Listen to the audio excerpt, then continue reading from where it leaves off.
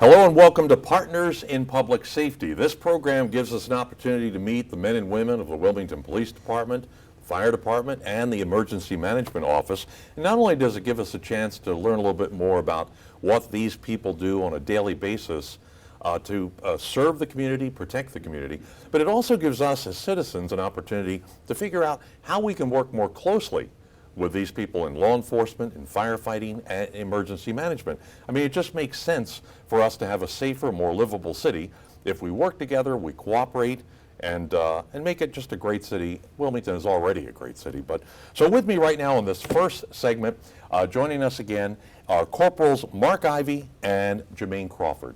And it's good to have you with us. Good to see you, John. Good to see you. Every 6 months or so, from a public standpoint, police departments are expected, I think, it's just based on my knowledge of what's going on in Wilmington, are expected to let people know about where they are with crime. And I know inside the police department, you guys are looking at crime on a daily basis. There's analyses all over the place. But every 6 months, we usually get a crime report. Now, the latest one is out, and we've seen some interesting numbers. I believe crime overall, if you take parts 1, 2, and 3, and maybe we'll talk about what that means for the viewers. But anyway, crime is down about 24%, correct? Yes. Not bad for 6 months of this year compared to 6 months of 2012.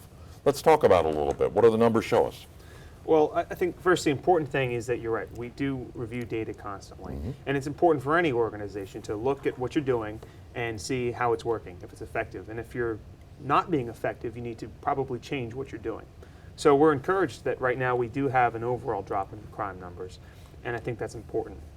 A lot of those crimes involve property crimes, involve assaults, things like that, and those are all down. The crime that is probably the best thing that's down is homicides. Homicides are down 50%, and that's great. The number that you're going to see that's higher, and maybe something we should talk about, and I know people are probably concerned about, is that number of shootings, and that is up. And that's something we're obviously not as happy with. Right, shootings are up, I guess, about 20-some%. And of course, that's a problem. But and I'll say something, and then you go ahead and react any way you want. If shootings are up, that just means we've got that continual problem of people having guns in their hands, using guns to either settle disputes or for whatever reason they use guns. And until we figure out a way to tackle the whole issue of these weapons in the hands of people who shouldn't have them or don't know how to use them properly or aren't using them for legal purposes, I guess we're going to continue to have a problem like this. You're absolutely right. I mean, the whole gun issue, the gun debate, it's well beyond what we can deal with. That's more on a federal level. Yeah. So until they can come up with what they can, a resolution to it, we're going to have to deal with what's going on in our city. So we can only control what happens here in Wilmington, and that's what we're going to continue to do. As far as the numbers and the statistics that we have, we would love to pat ourselves on the back and take all the credit for it, but at the same time, our community is doing a great job in reporting crimes and also communicating with us so that way we can apprehend and locate some of these suspects out there. All right, so we have 6 months worth of statistics, at least since January, so we'll see what happens. We'll continue to watch this. I do think it's good to note that you all are out there, and again, I'm now focusing on the men and women of the police department. Through other partners and public safety shows, some of our viewers ought to know what a tough job you have.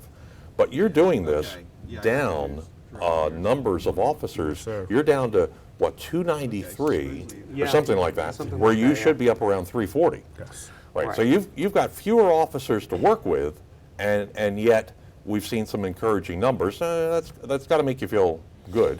It does. We do need officers on the streets, Yeah. and we're excited. We have an academy graduating August 16th, so that's going to be about 25 more officers who are going to hit the streets. But remember, there are going to be rookie officers who need another 6 months of training with the field training officer, and then they're probably going to need another 6 months or so after that to become proficient. So it's going to be a good year before those 25 bodies are proficient officers at least. All right, so we still have a long ways to go. Which is why we come back to the theme of this program, which is the public cooperating with the police department.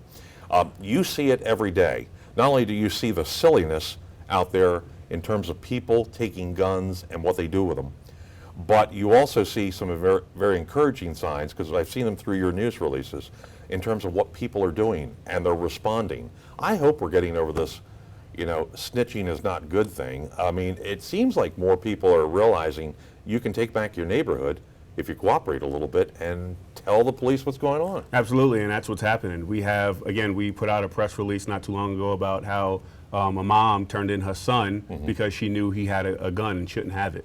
And we have so many other situations like that in which the community is communicating with us, and therefore we are making a lot more arrests. Another simple case just happened 2 nights ago. We had 3 juveniles breaking into Sarah Pyle Elementary School. Oh yeah, I read about that. A watchful neighbor called into the police and said, hey, I see something wrong. They didn't have to testify. They didn't have to do anything out of their way. They didn't have to get out of their home even. They just saw something wrong, called the police, and allowed us to do our jobs. We showed up, caught the juveniles on the roof, and they had some laptops with them. They had broken into the school to take the laptops. Yeah. All Simple right. partnership. It Yeah. worked. Okay. And we mentioned parts 1, 2, and 3 crime. And simply what that means is it's the seriousness, if you will, of the crime. Part 1 would be, murder, rape, assault, theft, things like that. And then as you get down into part 2, part 3, they're lesser serious. All crime is serious, but lesser serious crimes, if you will. And then if you put the compilation of those things gives you a 24% drop. But until, and the people watching in the neighborhoods know, but until we do something about these shootings and the people with guns, this is still, they're going to feel uncomfortable in their neighborhoods, and we've got to continue to work together to get something done about that.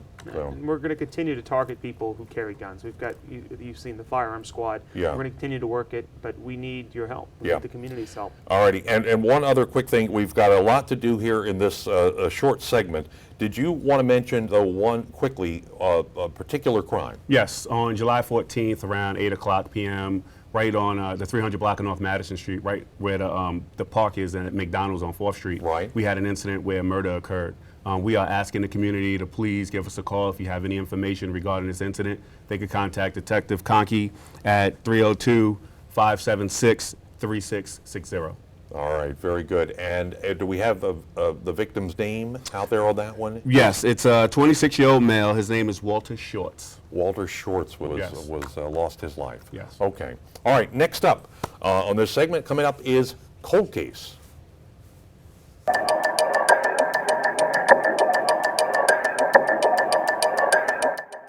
In the Cold Case segment, Corporal Jermaine Crawford brings us information about a case that's been out there for many years, Yes. looking for the public's help. Maybe someone will hear something. You give us the details. We'll see if they hear something that can help solve this crime. All right, 21 years ago, Jerry Steed, a 78-year-old man of the 400 block of West 27th Street, was brutally murdered. Now, we know that between December 27th at 9:30 p.m., he last contacted his son, and between 9:30 on the 27th through the 29th of December 1991, we know that there weren't any conversations or any type of communications between him and his son, so his son figured he would go check on his dad to see what's going on. So his son went to the house and located his dad in the dining room area with several stab wounds. Detectives say that from their investigation, when they arrived on the scene on the 29th, that when they went into the house, they noticed that the door was ajar, it was unlocked, and that Mr. Steed had sustained several stab wounds to his body, which led to his demise. Okay. So that the fact that that door was ajar, and you didn't say anything about whether it was a forced entry or not, but does that tell you anything? We don't know who we're looking for. Obviously, if we knew who we were looking for, we could have solved this crime. Absolutely. We've had other cold cases, such like the last one we spoke about, but again, there was no forced entry, which says someone knew that Mr. Steed was home. Yeah. And we can all point to the obvious, but we just want the public, if anyone remembers anything that took place at that time, please give us a call. They can call Detective Kimberly Paff at 576-3643. Okay. And once again, this is your opportunity to listen to some of these details. It might jog something in your memory about Jerry Steed, age 78? Age 78, did you yes, say? sir. And the incident occurred in 1991. 1991, yes. Wow. Okay. Long time ago, but who knows? And that's what it's all about. anything you think you might know, maybe come forward. Give that number one more time for the detective. Detective Path. It's 302-576-3643. We would just like to send our condolences out to the family. Yeah. We know with these cold cases, it kind of opens up some old wounds, and Sure does. you know, our condolences go out to the family. Okay, very nice note to end that. You know, your job on a daily basis is a mix of emotions and results. And, you know, we just went from something as tragic as an unsolved murder from 1991 to, I want to turn to something a little bit lighter. And I say that because, you know, there's a little bit of a comedy, a little bit of funny stuff that goes on every once in a while. I mean, you got to break it up a little bit. You can't have a tragedy all the time. And that's my way of getting into, what's this whole thing about donuts and cops? I mean, we've all often wondered about donuts and cops. Well, I've been making fun of cops since I was a little kid. I think everyone hears the joke about cops and donuts. Yeah. So we thought, hey, it might be kind of a funny segment to All go right. out and kind of explore, why do cops eat a donut shop? All right, so you went out on the road. You went out on the road. Corporal Mark Ivy is going to try to help us understand cops and donuts. Let's take a look at this. Here we go, right now. The joke about cops eating donuts is one of the oldest jokes in the world. In fact, on TV, you're more likely to see a cop eating a donut than anyone else, except maybe Homer Simpson. The cop in the jail cell, he's dunking his pink frosted donut in a cup of coffee. The cop on a stakeout, he's got a half-eaten box of donuts sitting right next to him. And when cops aren't driving around, they're taking a break at the local donut shop. So where did this joke come from anyway? Many years ago, we didn't have 24-hour convenience stores located on every street corner. In fact, there were very few businesses that even stayed open after midnight. The only exception was, you guessed it, the donut shops. Actually, the donut shops were not even open 24 hours to the general public. These shops only allowed uniformed police officers to enter their shop because it provided them with free security. Officers would stop by during the night for a cup of coffee and something to eat because there were no other places open during the early morning hours. Citizens driving by a donut shop would see many police cars parked outside, and thus the cops and donuts joke was born. These days, there are convenience stores located on almost every corner, and most are open 24 hours a day, 7 days a week. The majority still provide officers with free coffee and fountain drinks because they like having officers in the store. It's free security. But of course, cops still enjoy donuts as much as the next person.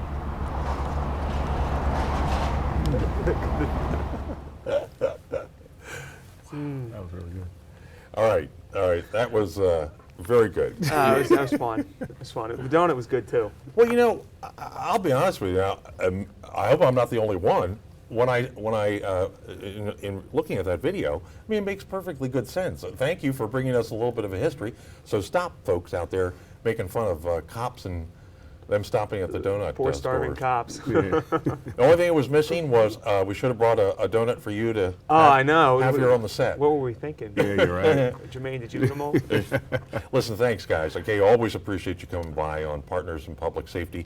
Corporals Mark Ivy and Jermaine Crawford. We'll see you next time, okay? All right. Thanks, John. And we'll continue in just a moment.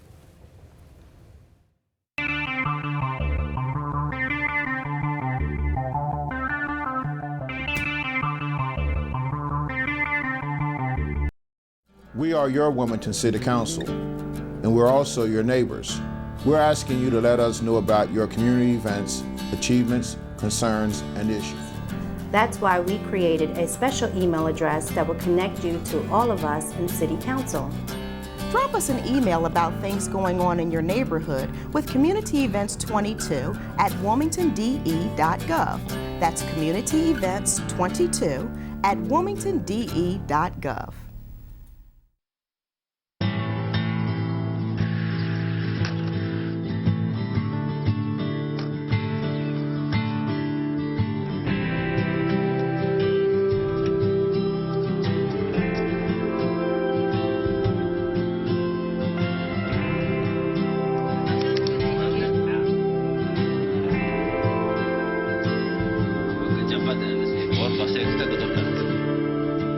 See where the good goes at goodgoes.org.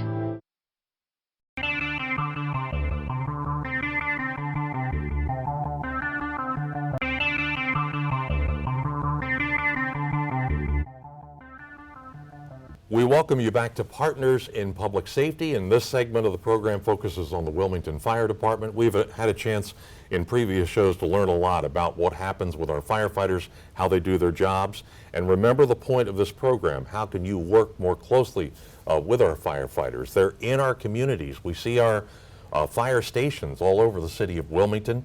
You know, I grew up here in the city of Wilmington, and I remember as a kid, as many children are, being fascinated by the firehouses and firefighters and what they do. So it's always good to visit. And today we have Deputy Chief Michael Donahue with us. Always good to see you. You've been here with us before. And joining us is Lieutenant Manny Vasquez. And Lieutenant, you're sort of the subject here today, if you will, because we're going to have an opportunity of always, and I'm sure you have too, I think we would like to know what goes on inside a fire station.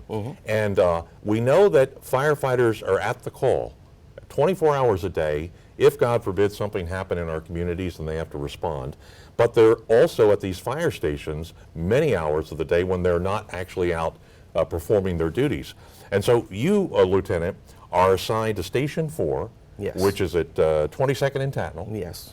And now we're going to have an opportunity here over the next few minutes to kind of take a look at Station 4, and you're going to talk to us a little bit about some of the images we're going to see and what happens maybe on a daily basis, if you will, at a fire station, okay? All right, so let's do that. Let's roll our video as soon as I can roll it here, and here we go. Okay, this is the front of Station 4, as you can see. These are the company here. We're having roll call, which is we have it to check that everybody's in uniform, they're ready for duty, they're fit for duty. We pass on commands for the day, past orders, and then we start off the day every day at 0800. And then here's the guys that are getting breakfast ready. Okay. Big part of the day. All right. And that's your kitchen area at Station 4. Yes. All right. And so this particular firefighter, he's the cook, I would imagine. Yes. At this particular time. He's preparing for about how many firefighters? It's usually for the whole station, which would be 9 guys. 9? And some guys bring their own stuff in. Right. This is the driver of the ladder 1. What he's doing now is going through his daily routine. Once in the morning, once he get there, he'll check out the whole truck, make sure all the lights are working, all the equipment is ready for that day. And in here, he's checking off all the panels. Okay, so in other words, a full check just every day to make sure that that piece of equipment's ready to go. Right. Okay. It happens every day, every driver, and everybody has a different section of the truck that they check. Okay. And he's checking the overall truck. Here he's checking the hydraulics on the ladder to make sure that they're working properly so they could use the ladder. All right, now this is the stabilizing mechanism. In other words, when you take these big pieces of equipment out there, you have to stabilize them at the site, right? When we put that aerial ladder in operation, we take it out of the bed. We have to put what's called the jacks out. Oh, okay, now this is the ladder, the piece of equipment which is the big ladder. Yes. Versus the engine, which Yes. would be sitting next to that in the bay. Oh, look at that. That's a 100-foot aerial. Okay. Now it's obviously not extended right now because you're inside the house. Yes. But that's 100 100-foot aerial. And this is what maybe you would refer to as a hook and ladder. Yes. This actually has what's called a tillerman who actually drives the back end of the truck. Okay. There's 2 drivers, a front end and back end driver. So Okay. this truck can get a lot of places that smaller engine can get. Right, and that's what's, again, fascinated me, and I'm sure others, when we see that firefighter sitting in that little compartment in the back, actually steering, I call it steering the back of the what he's equipment. Yeah. He's doing. But All right. everything's opposite. Uh-huh. Driver turns one way, tillerman turns the other. Oh, all right. All right, now here's another check underway. Okay, here's the guy that's, he usually steers the back of the apparatus, and his job is to check all these tools. There's a fan there that we use to blow out smoke from a house or any dangerous fumes that might be in there. And, Okay, so he's he actually... checking for the operation. Yeah, to he make starts sure it it's up. working. Okay, starts it up to make sure. What's this? And this is a little power unit we call Hearst for our Hearst tools. It allows us to use all our hydraulic tools like the jaws of life that everybody is familiar with. Gotcha. These guys also respond on vehicle accidents. Okay. All right, now, obviously you have some downtime, and there, I like the kind of camaraderie, if you will, of the firehouses. There was your lounge area, Right. in front of the TV or watching movies, whatever goes on. Is this This is that's my office, okay? the other one office. All right, and that's your That's your, my bed. Your bed. And this is the board where we make the assignments for every tour. There's the speaker in there to make sure it wakes me up at night. Well, actually, and very important in a firehouse to make sure wherever you are in that firehouse, you can hear what the command is and when to move. All right. There's the chief's office. We have a battalion chief Chief assigned to our Curlin. district. Yes, sir. That's Denny Curlin there. Yes. All right. And this is the living quarters for the firefighters.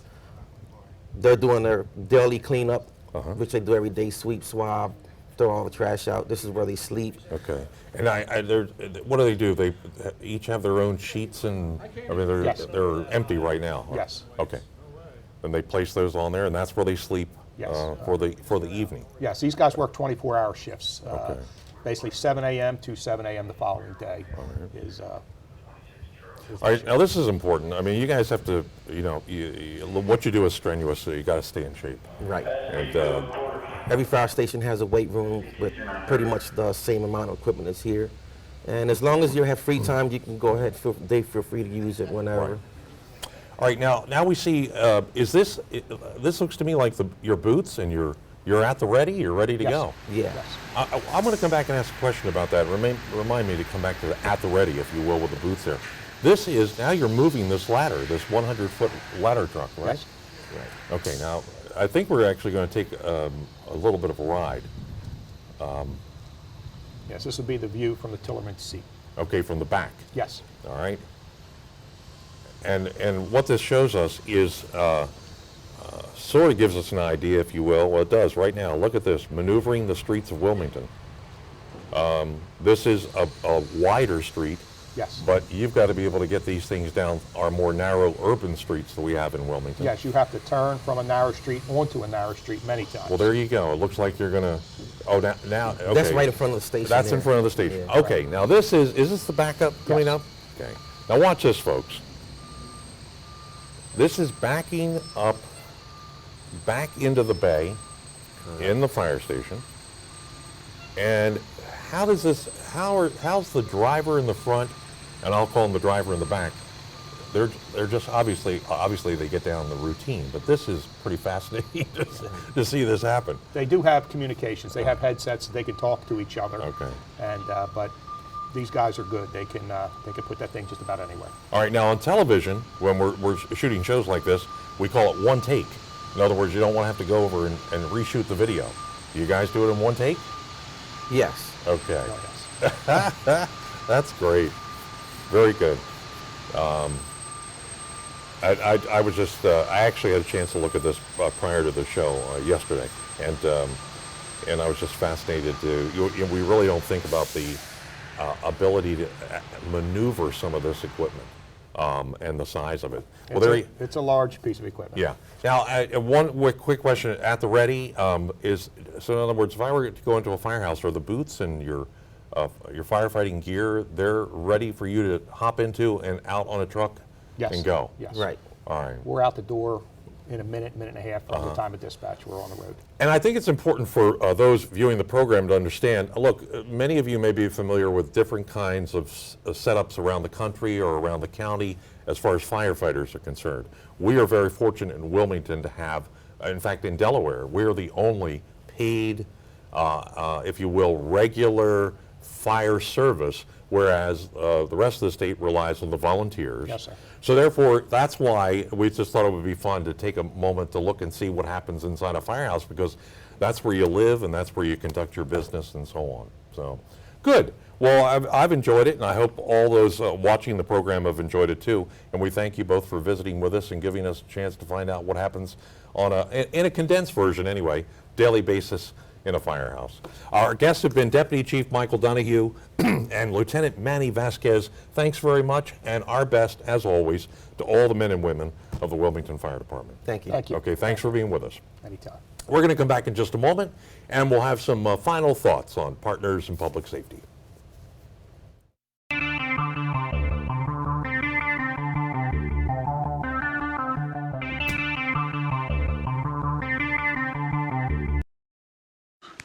Look at me. Hey. Freeman, look at Mommy. Maybe the light hurts his eyes. Maybe she's just not hungry. Maybe he can't hear us. Maybe we're not stimulating him enough. Maybe it's a phase.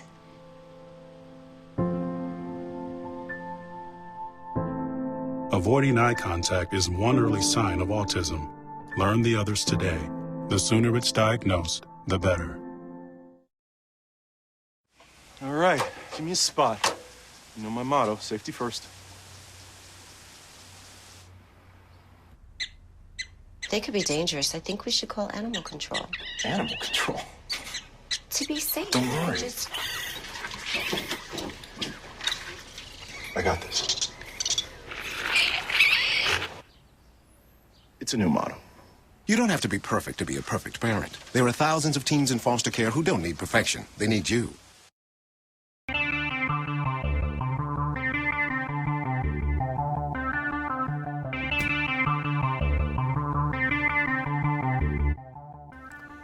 Partners in Public Safety continues now. We're broadcasting from our Emergency Management Center on South Heald Street.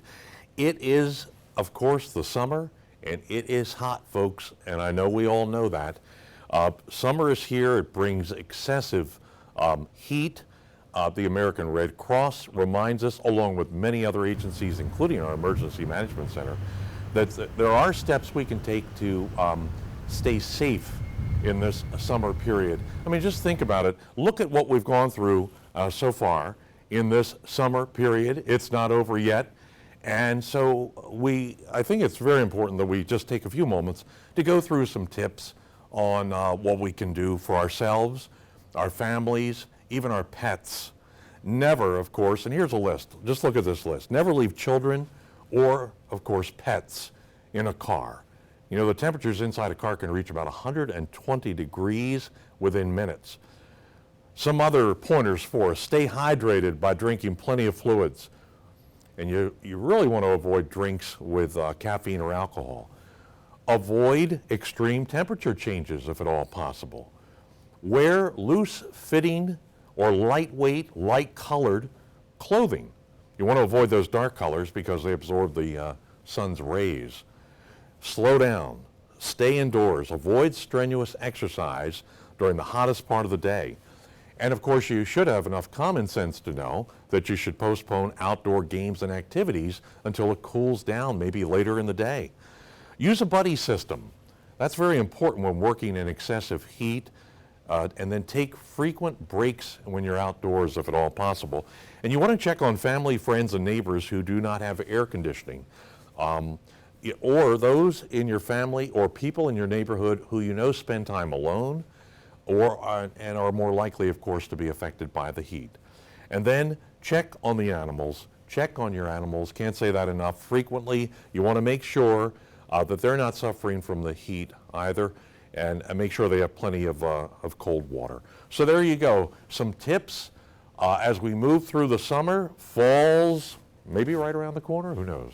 But we still have a lot we need to keep watch on each other. It's Partners in Public Safety is the name of the show, and everything and anything we can do for each other makes this a better city. So from our Emergency Management Center here on South Heald Street, thank you very much for being with us, and we'll see you the next time.